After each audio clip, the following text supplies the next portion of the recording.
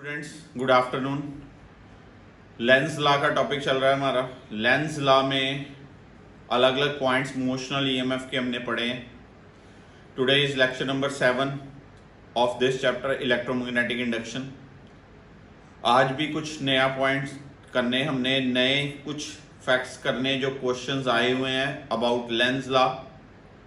Motion of conductor in uniform magnetic field जो है आपने पढ़ा। क्या पढ़ा आपने कि अगर आपके पास एक कंडक्टर है, इसको आप मैग्नेटिक फील्ड में ऐसे मूव करा रहे हो तो ऊपर लैंड क्या बन जाता है, पॉजिटिव, और नीचे लैंड क्या बन जाता है, नेगेटिव। यानी कि ये कंडक्टर नहीं रहता, एक सेल की तरह बिहेव करता है। बड़ी बार बात कर ली। अब इसकी ईएमएफ क्या होती है, BLV। ऊपर लैंड पॉजिटिव, नीचे लैंड नेगेटिव, अगर मोशन इधर, बस याद कर छोड़ो। अब तो magnetic field downward, motion right, upper positive lower negative. अगर ये इधर जाए अपर नेगेटिव लोअर पॉजिटिव, ठीक है। अगर मैग्नेटिक फील्ड बाहर हो, ये राइट साइड जाए अपर नेगेटिव लोअर पॉजिटिव।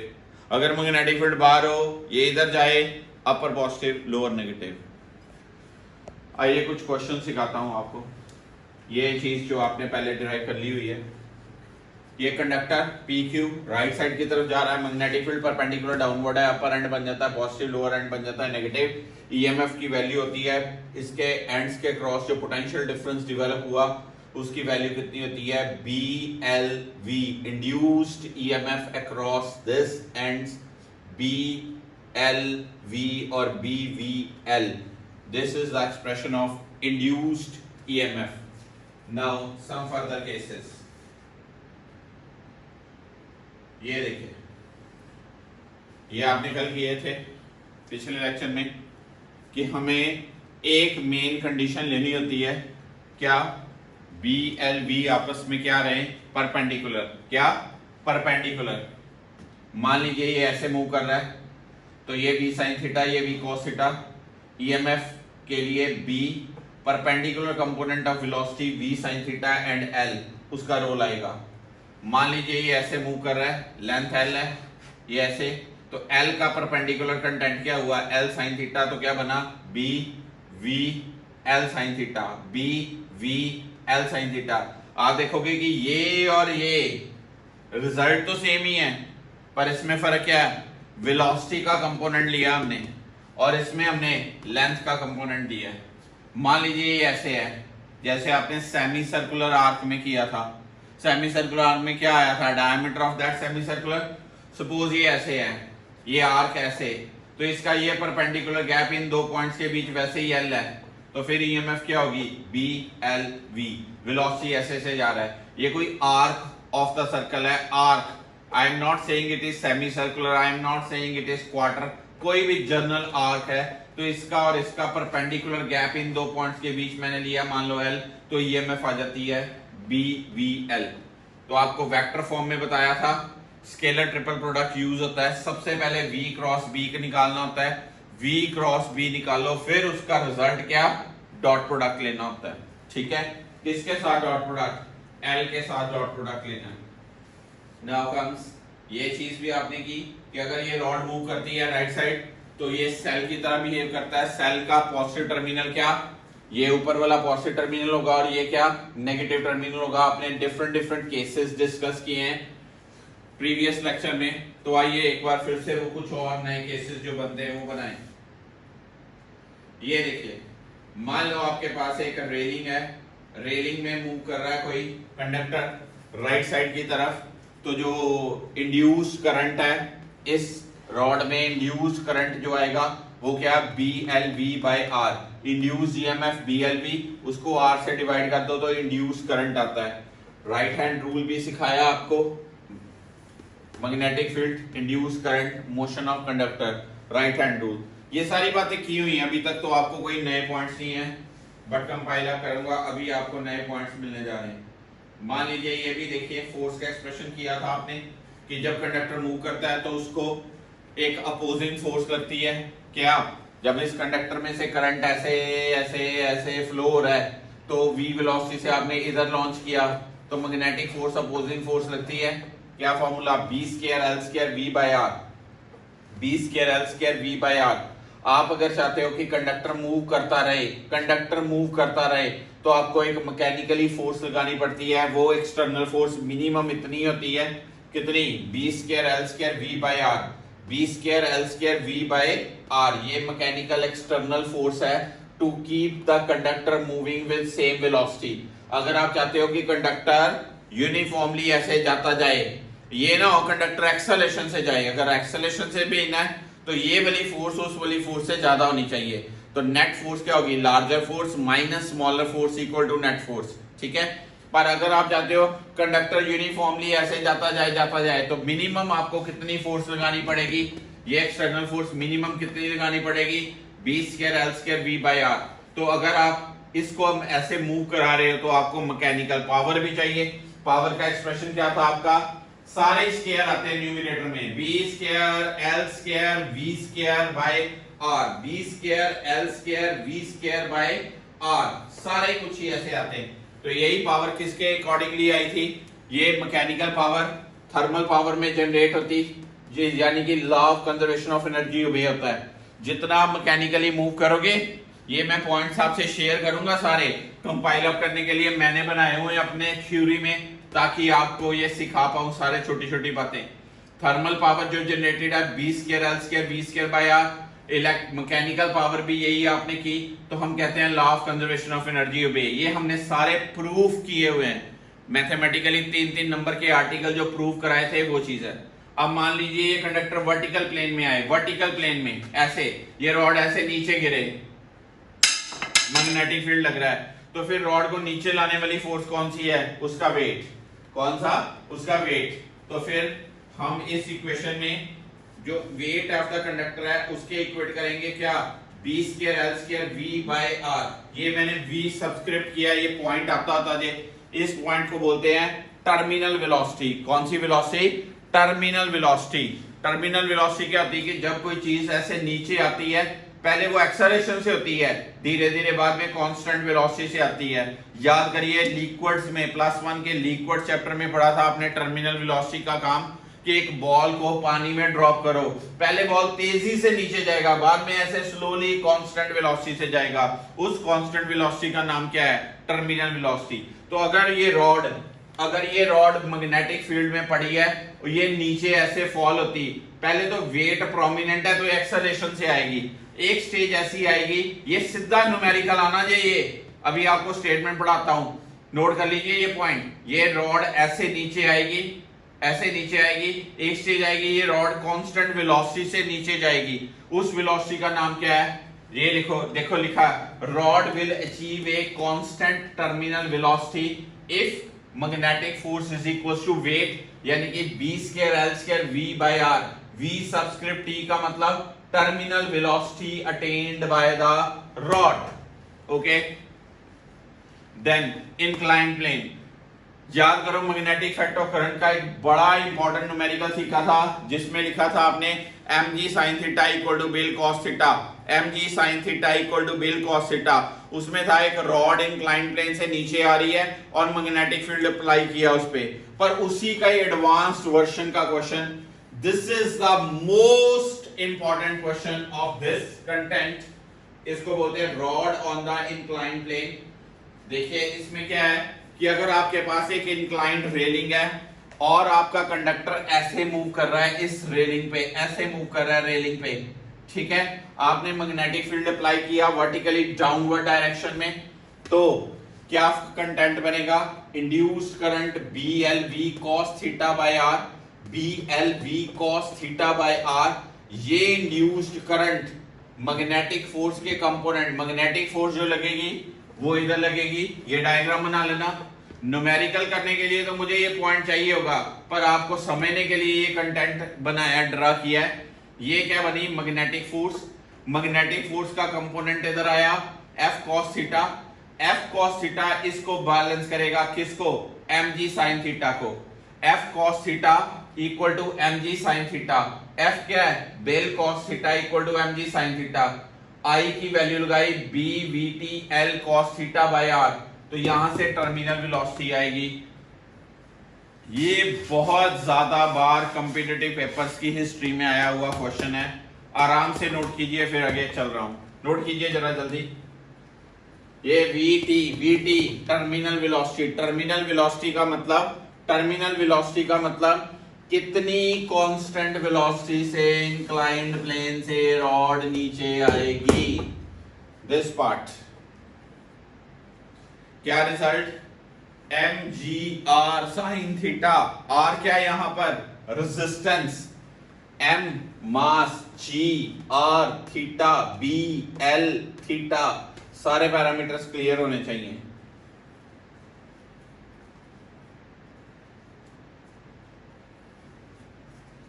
ओके चलें।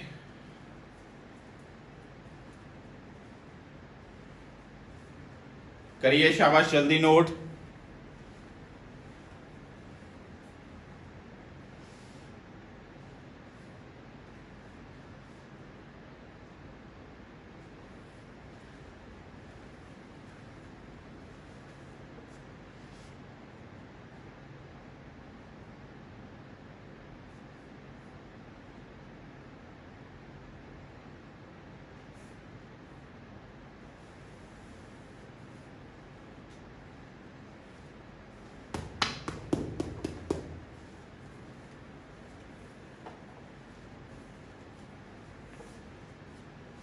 नाउ नेक्स्ट पॉइंट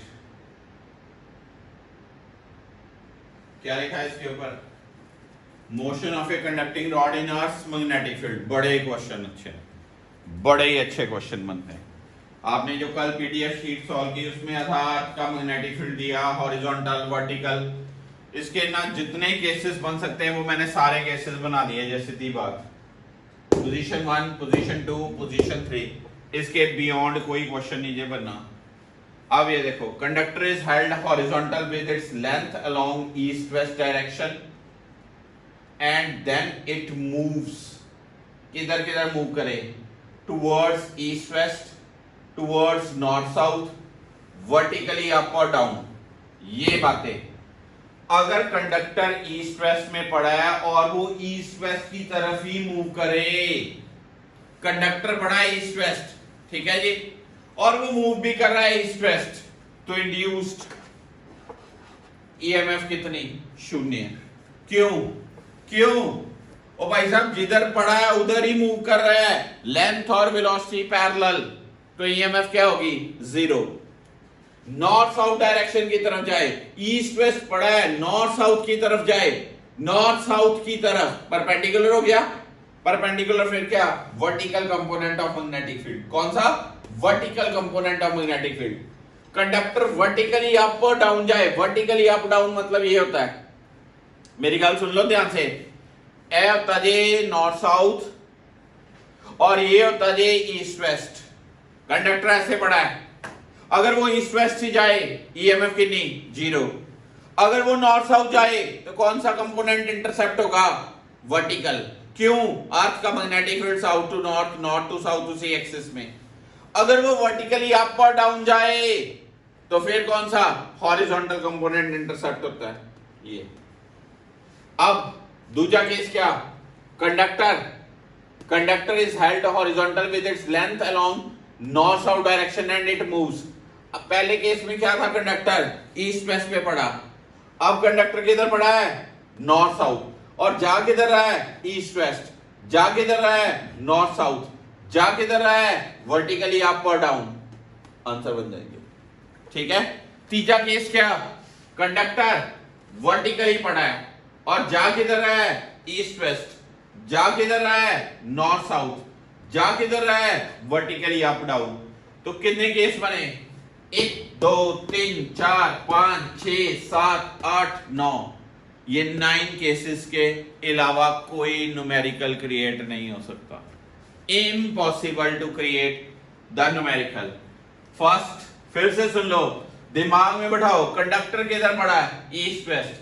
जाने की 3 option, east west, north south, vertically up down. Conductor किधर पड़ा है? North south. 3 option, east west, north south ये, और वर्टिकली अप डाउन। तीसरा केस, कंडक्टर कैसे पड़ा है? ऐसे पड़ा, वर्टिकली अप डाउन, और जाए कैसा है? East west. जाए किधर, नॉर्थ साउथ, और तीजा vertically up down, this part.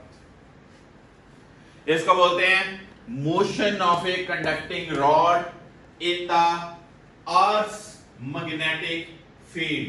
तीन केस इंडिविजुअल पोर्शंस के, तीन केस इंडिविजुअल कंटेंट के।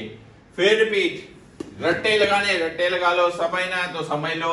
थीम समझने क्या क्या है, समझने का थीम क्या है, वो मेरी बात सुनो आराम से। थीम क्या है, ओ भाई साहब जिधर कंडक्टर पड़ा है अगर उसकी मोशन भी उधर ही है, लेंथ और मैग्नेटिक फील्ड, लेंथ और वेलोसिटी पैरेलल हो गए तो ईएमएफ क्या होगी, जीरो। ईएमएफ कब होगी, ईएमएफ कब होगी, जब ये तीनों राइट एंगल ट्रायड बनाएंगे तब ईएमएफ होगी। ठीक है, अब ये किधर पड़ा था, ईस्ट वेस्ट, ये किधर पड़ा है, नॉर्थ साउथ, ये किधर पड़ा है, वर्टिकली अप डाउन। जा किधर रख सकता है, ईस्ट वेस्ट में, जा किधर सकता है, नॉर्थ साउथ में, जा किधर सकता है, वर्टिकली अप डाउन में। यहां स्टॉप करिए वीडियो और इसको सारे पॉइंट्स को नोट डाउन करिए अच्छे से, ठीक है। फिर मैं नेक्स्ट पॉइंट,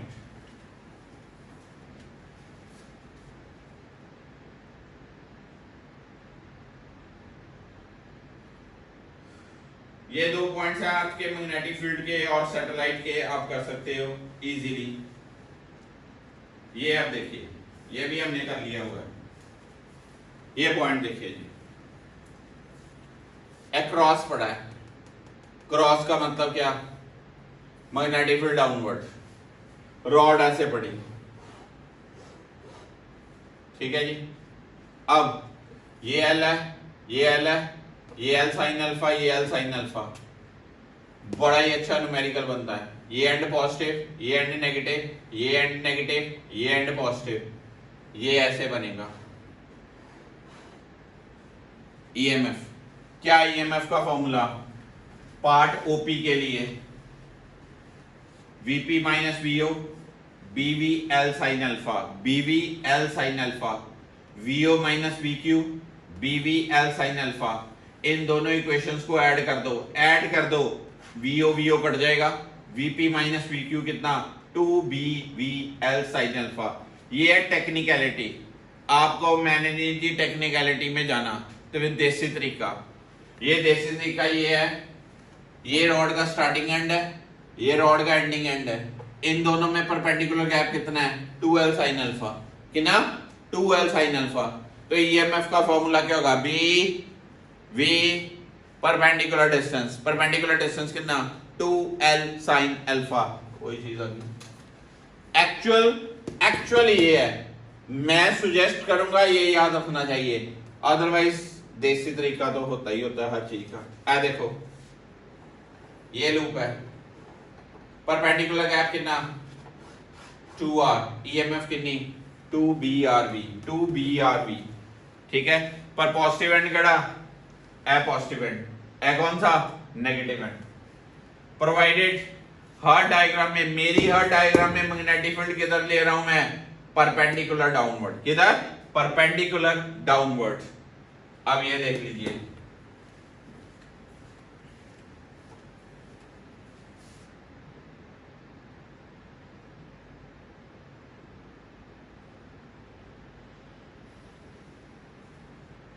बड़े ध्यान से, ये सारे, ये 5 न्यूमेरिकल हैं, 1 2 3 4 5, सबका आंसर 0 है। जानबूझ के मैंने ये सारी एग्जांपल्स इकट्ठी लिखी हैं, नोट डाउन कर लो सारे cases. Magnetic field perpendicular down, ये हमने प्रूव किया था पिछले लेक्चर में, याद करो प्रूव किया था। ये भी प्रूफ ऐसे ही हो सकता है, ये सर्कुलर लूप ऐसे ही, वेलोसिटी v से जा रही, ठीक है, ये ऐसे लेंथ, ये परपेंडिकुलर लेंथ इधर है, ये वाली लेंथ इधर होगी, वेलोसिटी भी इधर ही है, लेंथ और v आपस में पैरेलल हो गए। ये अगर ऐसे जा रहा है, इसके परपेंडिकुलर लेंथ, तो ये ऐसे लूप है, ये जा ऐसे रही है, ये p से q परपेंडिकुलर लेंथ ये होगी, लेंथ और v आपस में पैरेलल हो गए। जहां पर भी ये पैरेलल होने हैं, ईएमएफ क्या नहीं है, 0। सारे केसेस में net EMF 0, net EMF 0, net EMF 0, net EMF 0, net EMF क्या, 0। न्यूमेरिकल देखते वक्त कई बच्चे कहते हैं जी ईएमएफ की ऑप्शंस मार्क करें, पर अगर आपने ये डायग्राम्स नोटबुक पे ड्रा की हुई हैं तो सारे का आंसर क्या होगा, इमीडिएट याद होने चाहिए, 2-4 बार बनाओगे याद रहेगा। ये भी केस आपने किया था, एक वायर और एक ये स्क्वायर और रेक्टेंगुलर लूप इधर आ रही है, ये एंड पॉजिटिव नेगेटिव, ये एंड पॉजिटिव ये नेगेटिव, इसमें कुछ नहीं होता, इसमें कुछ नहीं होता। रीजन क्या, ये लेंथ और वेलोसिटी पैरेलल, ये लेंथ और वेलोसिटी पैरेलल, इनमें होगा, पर पॉजिटिव पॉजिटिव इकट्ठा जुड़ा, नेगेटिव नेगेटिव इकट्ठा जुड़ा। ज्यादा ईएमएफ कौन सी थी याद है, E1 ग्रेटर देन E2, तो नेट क्या आया था, E1 minus E2, E1 minus E2, B की वैल्यूज आपने निकाली थी, ये आंसर बनता है। आप डिराइव कर चुके हुए हो ये वाला केस, ठीक है ना, पिछले लेक्चर में प्रॉपरली डिराइव किया था हमने, पर ये पॉइंट्स ऐसे ही जैसे लिखे हैं आपको याद होने चाहिए। अब जैसे ये क्वेश्चन, ये 27 नंबर क्वेश्चन, एक रॉड जा रही है, वर्कशीट में भी बनाया मैंने था, ठीक है, रॉड जा रही है, वो कहता है when conductor and electric will be induced when the conductor moves in a direction, moves in a direction, कब होगा, अब ये देखो, अगर वो p डायरेक्शन में जाए तो कंडक्टर की लेंथ और उसकी वेलोसिटी पैरेलल, अगर वो q डायरेक्शन में जाए तो क्या, मैग्नेटिक फील्ड और वेलोसिटी पैरेलल, अगर वो l डायरेक्शन में जाए मैग्नेटिक फील्ड और लेंथ आपस में पैरेलल, और मतलब वेलोसिटी पैरेलल, बचा क्या, m परपेंडिकुलर है, परपेंडिकुलर परपेंडिकुलर परपेंडिकुलर, ये राइट एंगल ट्रायड बनाते, तो कंडक्टर किधर जाए, टुवर्ड्स क्या, m, तब ईएमएफ डेवलप होगी, नहीं तो नहीं होगी। इस क्वेश्चन को सॉल्व करने का थीम क्या है, क्या थीम है, वही कि तीनों चीजें आपस में क्या होनी चाहिए, परपेंडिकुलर। अगर कोई दो चीजें भी आपस में पैरेलल हुई तो ईएमएफ डेवलप जो है वो जीरो होगी। ओके, लीजिए ये वाला क्वेश्चन,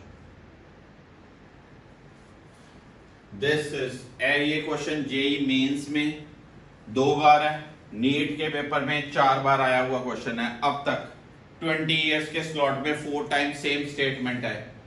बड़े ध्यान से क्वेश्चन सुनिए, metallic wire of loop this side resistance is moved with constant velocity in a magnetic field this, the magnetic field is perpendicular to plane of loop, what should be the velocity of the loop so as to have a steady current of 1 milliampere in the loop, ठीक है। अब wire का resistance है 1 ओम, आप ये देख रहे हो 3 3 3 3 3, ये बन रहा है ब्रिज, ब्रिज, इसका मतलब इस सारे ब्रिज का रेजिस्टेंस है 3 ओम, वायर का रेजिस्टेंस है 1 ओम, तो टोटल रेजिस्टेंस हो गया 4 ओम। इंड्यूस करंट का फार्मूला BLV/R, BLV/R, करंट दिया हुआ है, B दिया हुआ है, L दिया हुआ है, R दिया हुआ है, V निकालो, आंसर आ जाएगा। ये एक +2 के सेकंड चैप्टर करंट इलेक्ट्रिसिटी में से ब्रिज का आइडिया लिया, बाकी ये वायर का रेजिस्टेंस ऐड कर देना, आंसर बन जाएगा, ठीक है। नेक्स्ट क्वेश्चन देखिए,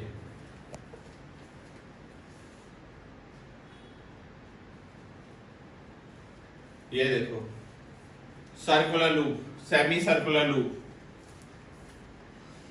magnetic field downward, perpendicular length कौन सी,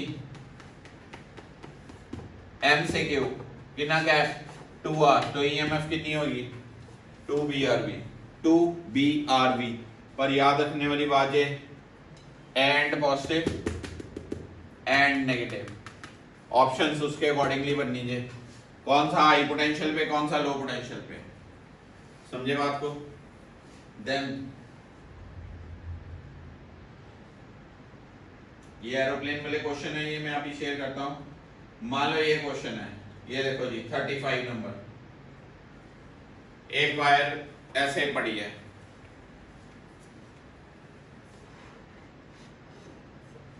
ऐसे जा रही है, टेक्निकली बात सुनो,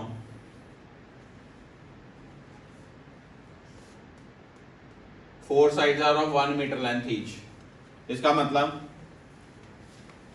ये 1 मीटर, ये 1 मीटर, ये 1 मीटर, ये 1 मीटर। फिर से वही देसी तरीका यूज कर लें अगर करना तो। यार ये वाला डिस्टेंस निकाल लो, निकल सकता है कैसे? ये एंगल 45 होगा, ये एंगल 45 होगा, तो ये सारा होगा 2l sin 45। कितना होगा? 2l sin, ये परपेंडिकुलर गैप कितना होगा? 2l sin 45, 2l sin 45। इसका कोई रोल नहीं होगा, इसका कोई रोल नहीं होगा। क्यों रोल नहीं होगा? यार ये लेंथ और वेलोसिटी आपस में पैरेलल हैं, ये लेंथ वेलोसिटी के पैरेलल, ये लेंथ वेलोसिटी के पैरेलल ए रोल प्ले करेगी। इनका l है, ये l है, ये बनेगा l sin थीटा, ये बनेगा l sin थीटा। अगर ये 90 है, बराबर बराबर वैल्यूज है, तो ये एंगल 45, ये भी एंगल 45, तो टोटल गैप कितना होगा? 2l sin 45। तो EMF की वैल्यू निकल जाएगी। आइए चेक कर लेते हैं कि क्या आंसर है इसका।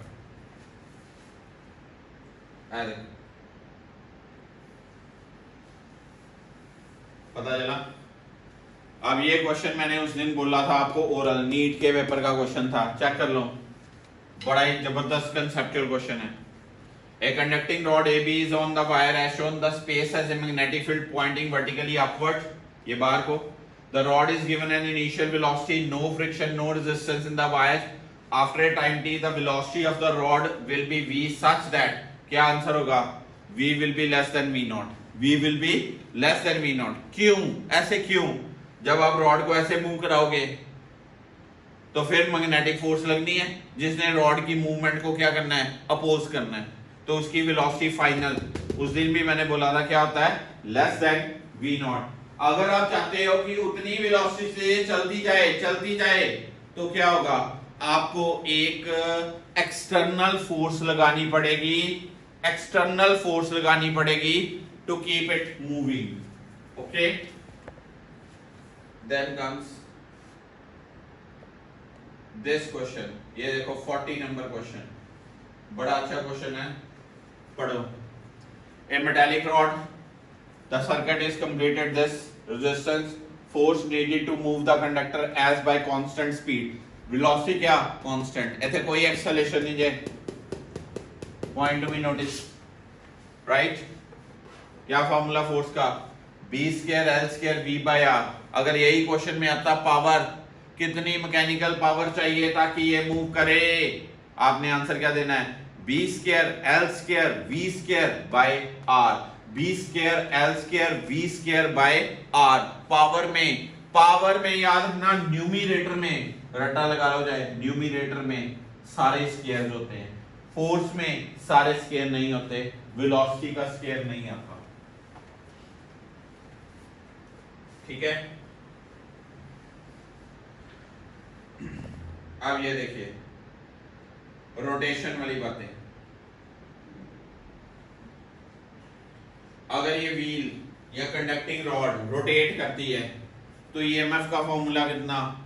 Half B L square omega, half B L square omega, omega की वैल्यू 2 पाई न्यू कर दो। ठीक, और अगर रॉड अपने एक्सिस के अबाउट ऐसे रोटेट करती है, ये सेंटर के अबाउट रोटेट करती है, तो याद रखना ईएमएफ कितनी होगी? 0। क्यों? इधर आओ जरा, ये देखो,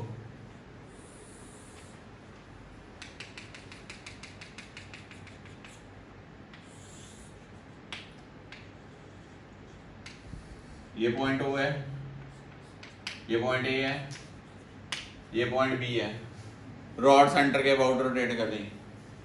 अगर आपसे कोई पूछे ना इन एंड्स,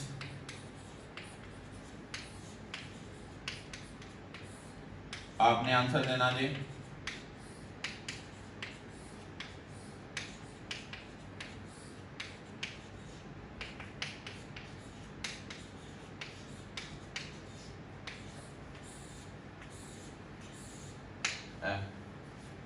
अगर आपसे कोई पूछे ना बिटवीन ए एंड बी,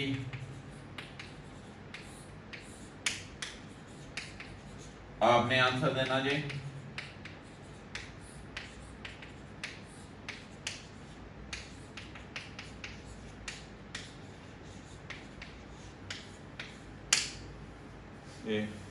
पर technically soon low, O point, A point negative, A point negative, A point positive, negative negative इकट्ठे जुड़े तो फिर क्या हुआ पैरेलल में? ई नेट कोई पूछे,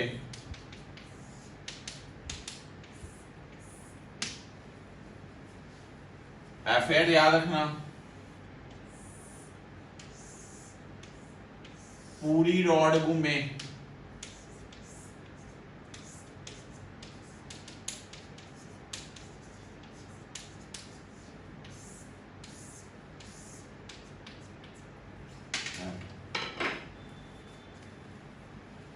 बहुत इंपॉर्टेंट बात है ये,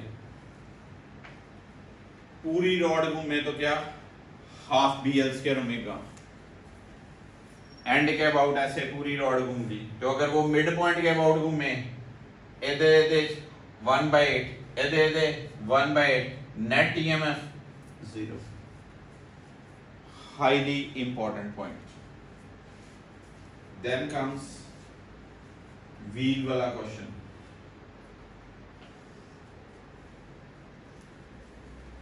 अगर व्हील रोटेट करता है स्पोक्स के बीच ईएमएफ कितनी किया था आपने, कितनी, half B R square omega, half B R square omega, R क्या होता है इसमें, रेडियस और लेंथ ऑफ स्पोक भी कह सकते हो, उस वजह से इस केस में भी technical point, it is independent of number of spokes. कहते क्यों, क्यों, क्योंकि बेटा सारी की सारी स्पोक्स आपस में पैरेलल में, सारा ये ऊपरली सरकमफ्रेंस पॉजिटिव होगी और अंदर वाला पॉइंट क्या होगा नेगेटिव, तो सारे पैरेलल में ईएमएफ क्या होती है सेम, ऐड नहीं होती कभी भी, ठीक है। तो इस वजह से ये क्वेश्चन, अब ये डायग्राम को ऐसे देख लो, चाहे ये एक डिस्क टाइप है, ठीक, सारे एंड से सरकमफ्रेंस पे जड़े हैं, positive positive positive positive positive positive positive positive, सारे एंड सेंटर वाले क्या नेगेटिव, सारे पॉजिटिव सारे नेगेटिव इकट्ठे एक जगह जुड़ गए तो सिस्टम क्या हुआ पैरेलल में। अगर ये पैरेलल में हुआ तो ई ई ई ई ई ई ई पैरेलल में रिजल्ट क्या रहता है ई, क्या answer, half B R square omega, half B R square omega this part. तो ये डिस्क वाला क्वेश्चन, जो डिस्क मैग्नेटिक फील्ड में ऐसे रोटेट करे उसके सेंटर और सरकमफ्रेंस में ईएमएफ डेवलप होती है which is half B R square omega. अगर यही रोटेट ऐसे करें, उस दिन मैंने आपको एरिया वाइज बताया था कि कोई पर्टिकुलर एरिया ट्रेस्ड होता है तो क्या फार्मूला आता है एरिया का, हाफ आर स्क्वायर थीटा, याद है प्रूफ दिया था। पूरे सर्कल का एंगल कितना होता है 2 पाई, 2 पाई एंगल ट्रेवर्स करता है एरिया पाई आर स्क्वायर, तो कोई एंगल थीटा कितना करेगा, वहां से ये बन जाता है। तो ईएमएफ का फॉर्मूला क्या आया था, B R square omega by 2, current का फॉर्मूला और रेजिस्टेंस के साथ, ठीक है। मैग्नेटिक फील्ड में कोई एंगल से टर्न हो तो फिर मैग्नेटिक फ्लक्स चेंज होगा, फ्लक्स चेंज होगा तो करंट आएगा, उसका एक्सप्रेशन, ठीक। अगर आपके पास एक ये ऐसे क्वाइल हो, रेक्टेंगुलर क्वाइल, ये प्रिंसिपल है जनरेटर का, आपने 10th क्लास में एक एसी जनरेटर पढ़ा था। जनरेटर में एक रेक्टेंगुलर क्वाइल जिसको आर्मेचर क्वाइल कहते हैं, वो ऐसे ऐसे घूमेगी। अगर वो घूमेगी तो उसमें इंड्यूस करंट या इंड्यूस ईएमएफ आएगा, क्या वैल्यू होगी उसकी, maximum NBA omega, NBA omega, N क्या नंबर ऑफ टर्न्स, B क्या मैग्नेटिक फील्ड, A क्या area of the loop, omega क्या एंगुलर वेलोसिटी जिससे वो घूम रही है। Maximum EMF developed is NBA omega, NBA omega कैसे आता है, फ्लक्स का formula NBA cos theta, theta को लिख दो ओमेगा टी, ठीक है। अब इंड्यूस्ड ईएमएफ माइनस d∅dt, जब आप इसको सॉल्व करोगे तो मैक्सिमम ईएमएफ कितनी आती, NBA ओमेगा, और करंट कितना होगा NBA omega by R, NBA omega by R, this part, okay. ये ऐसे डिस्क रोटेट करे तो फिर ये भी आप फॉर्मूला यूज कर सकते हो। क्लियर हुई बात? ठीक है जी, पता चले ये सारे केसेस क्या हैं। इसको किस टॉपिक के अंदर डालते हैं हम? Motional EMF. कोई चीजें मूव कर रही हैं, मूव करने से फ्लक्स चेंज हो रहे हैं, फ्लक्स चेंज होने से इंड्यूस्ड इफेक्ट आ रहे हैं, इसलिए मोशनल ईएमएफ, मोशनल, मोशन के कारण ईएमएफ डेवलप होना, मोशनल ईएमएफ। अब ये सारे केसेस के बाद आपको मैं एक और नया केस बताने जा रहा हूं, इंपॉर्टेंट है, आइए सीखते हैं।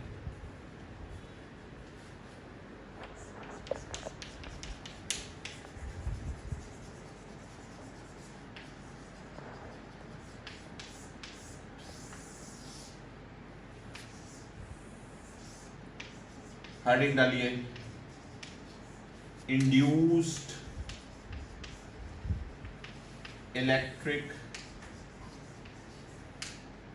फील्ड। बहुत बढ़िया पॉइंट है ये, इंड्यूस्ड। अब ईएमएफ नहीं बोल रहा हूं मैं, इंड्यूस्ड इलेक्ट्रिक फील्ड। लिखिए, the electric field which is produced on changing the magnetic field with respect to time is called induced electric field.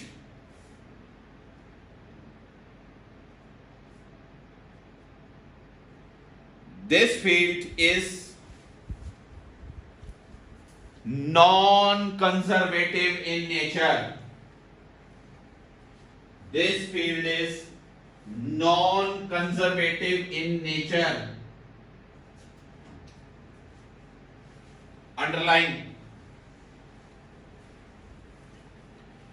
Bracket में नोट लिख लीजिएगा, electric field produced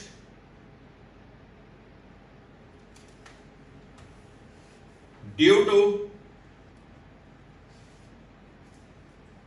static charge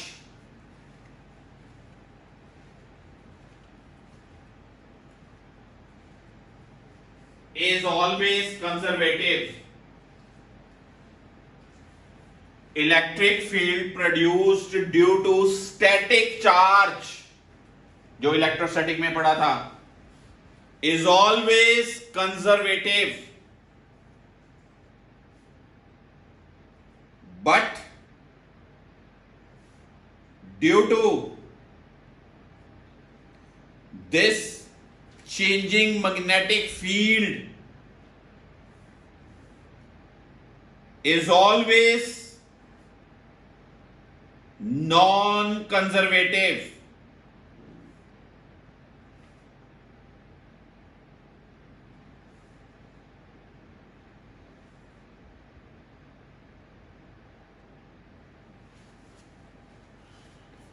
Mathematically,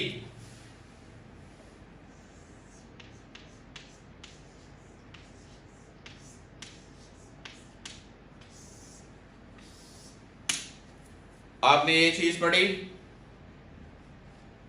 जी, chapter इधर से तो शुरू हुआ। अगर आपको याददाश्त आपकी ठीक है, थोड़ी सी वीडियो गेम्स ने याददाश्त नहीं कैप्चर की, तो ये होता है ये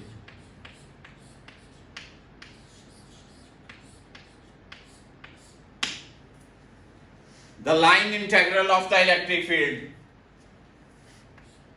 इतने से याददाश्त चले जा चुकी कई बच्चों। Line integral of electric field EMF होती -d∅/dt। इसमें ये जो फील्ड है ना, इसको बोलते हैं induced electric field.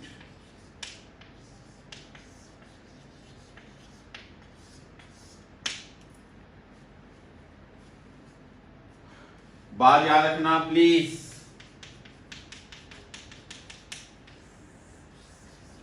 For static charge, ये बच्चा एनसीईआरटी वाइज हाईली इंपॉर्टेंट बात है, कुछ ही बच्चों को याद रह पानी चाहिए पेपर तक। फॉर स्टैटिक चार्ज, इधर सुन लो है होती ये बात।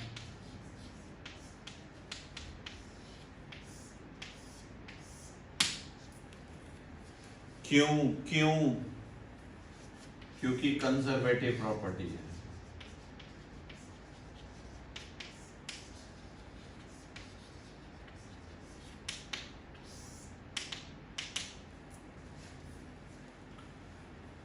यानी कि आप लिख सकते हो इन इलेक्ट्रोस्टैटिक्स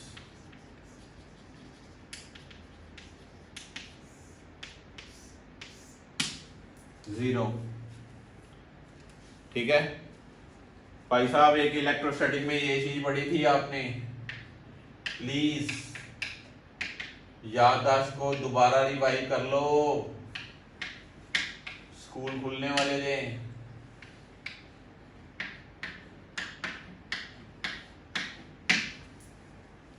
गॉसला था, और साथ में आपने ये पढ़ा था E dot DL over close loop zero. But in magnetics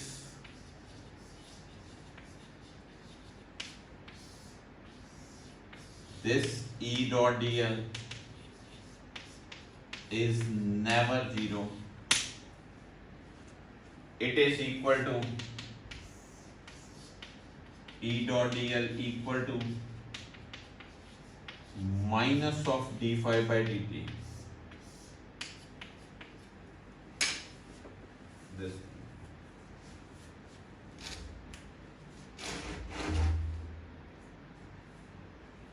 Okay, इसको बोलते हैं इंड्यूस्ड इलेक्ट्रिक फील्ड। कौन सा फील्ड? Induced electric field. अब ध्यान से सुनना, एक न्यूमेरिकल कराता हूं, ये प्रीवियस बोर्ड के पेपर का क्वेश्चन है, ध्यान से सुनो।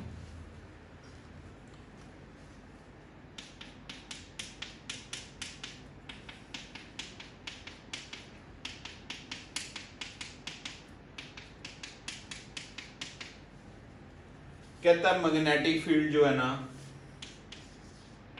इंक्रीज हो रहा है विद रिस्पेक्ट टू टाइम। एक रीजन में मैग्नेटिक फील्ड इंक्रीज हो रहा है विद रिस्पेक्ट टू टाइम।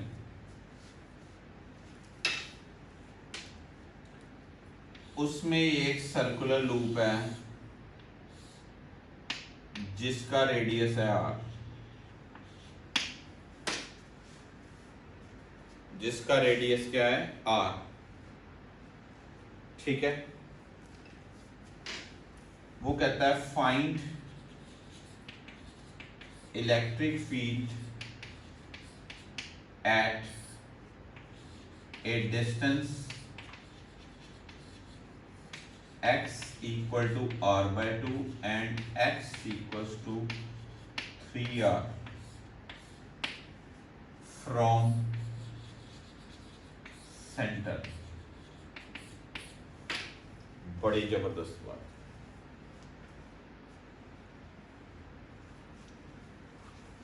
समझ गए? बस करो फिर। कैसे? r by 2 मतलब ऑब्जर्वेशन पॉइंट अंदर ए हो गया अंदर,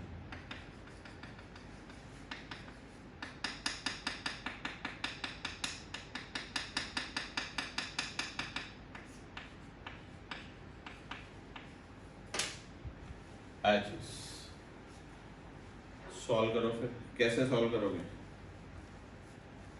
क्या E डॉट डी एल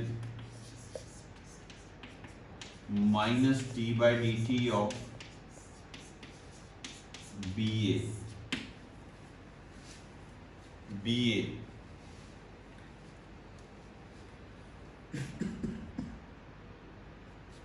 हाँ जी बनाओ, क्या आएगा, क्या आएगा, ई डी एल माइनस, अगर बात करें D B by D T edge is,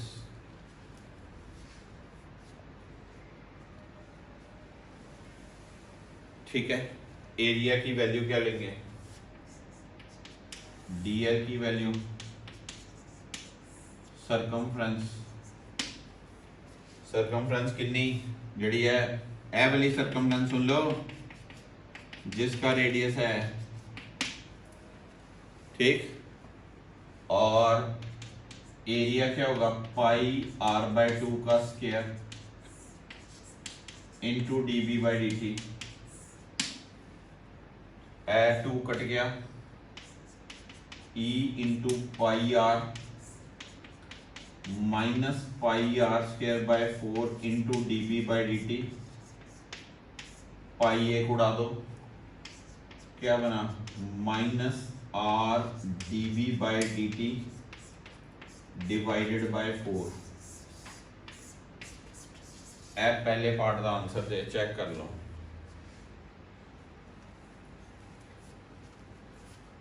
अब इसमें बच्चों की गलती क्या होनी है, फिर सुन लो गलती क्या होनी है। इसमें गलती वाला फैक्टर भाई साहब है, पूरा रेडियस है स्मॉल आर, देख ही नहीं रहे, अंदर ऑब्जर्वेशन पॉइंट है उसका डिस्टेंस है आर बाय 2। मुझे पहले पार्ट में ये वाला सिर्फ एरिया लेना जे, area pi R by 2 the square और circumference 2 pi R by 2 this thing, ठीक है। और अगर हम बी पार्ट करें, बी पार्ट सुन लो, बी पार्ट कैसे, ऑब्जर्वेशन पॉइंट कहां पर है, वही ऑब्जर्वेशन पॉइंट कहां पर है, बाहर, कितने डिस्टेंस पे, 3r डिस्टेंस पे, कितने डिस्टेंस पे, 3r डिस्टेंस पे। आइए करते हैं, क्या होगा, E dot D L minus D by D T of B A, क्या बनेगा,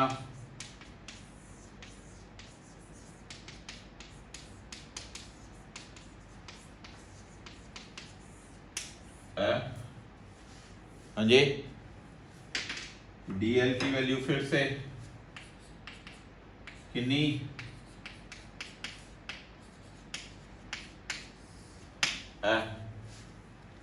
डीएल की वैल्यू कितनी होगी, 2 pi into 3r, 2 pi into क्या 3r, हाँ जी पता चला, क्योंकि वो बड़ा जड़ा दायरा बनना है उसका रेडियस कितना है 3r, तो circumference 2 pi into 3r, area पूरा आ जाएगा,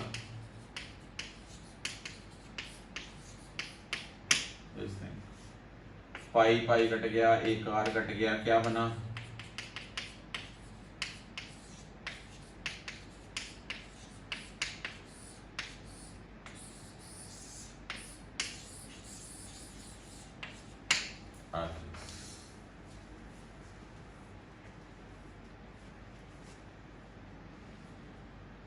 पता चला कंटेंट। ये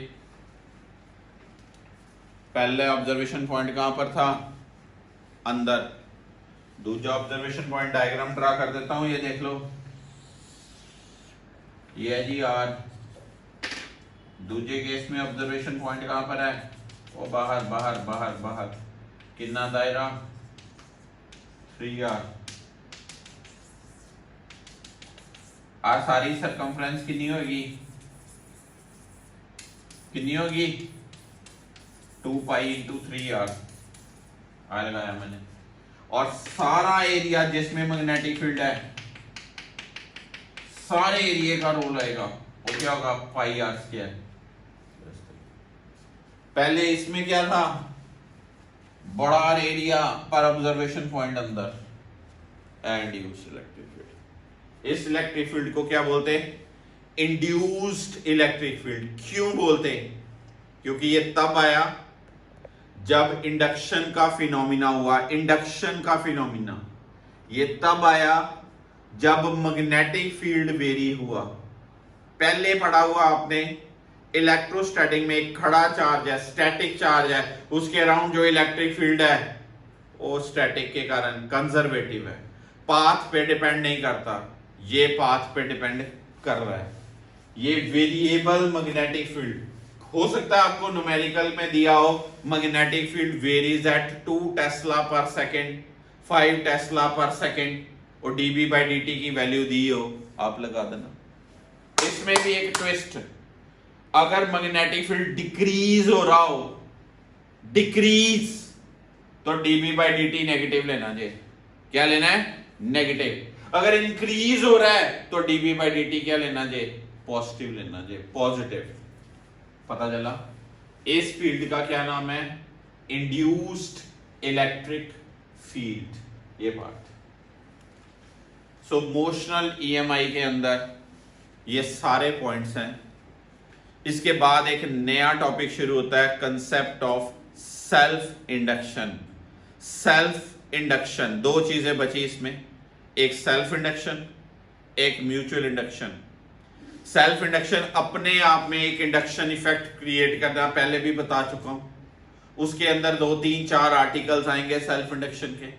इसी तरह से म्यूचुअल इंडक्शन के 2 आर्टिकल्स, 3 आर्टिकल्स बनेंगे, तो फिर जाके ये EMI का पोर्शन ओवर हो जाएगा। जो मैंने आपको ये दिखाया आज, सारे क्वेश्चंस का सेट आपसे शेयर कर देंगे, पर ये नोट्स प्रॉपर्ली बनाना, उस सारे क्वेश्चन नोट्स पे कर लेना, फिर ये चीजें याद रहेंगी। These are the one of the most important numericals जो मैंने एडजस्ट किए हैं। ठीक है, thank you so much for today's lecture.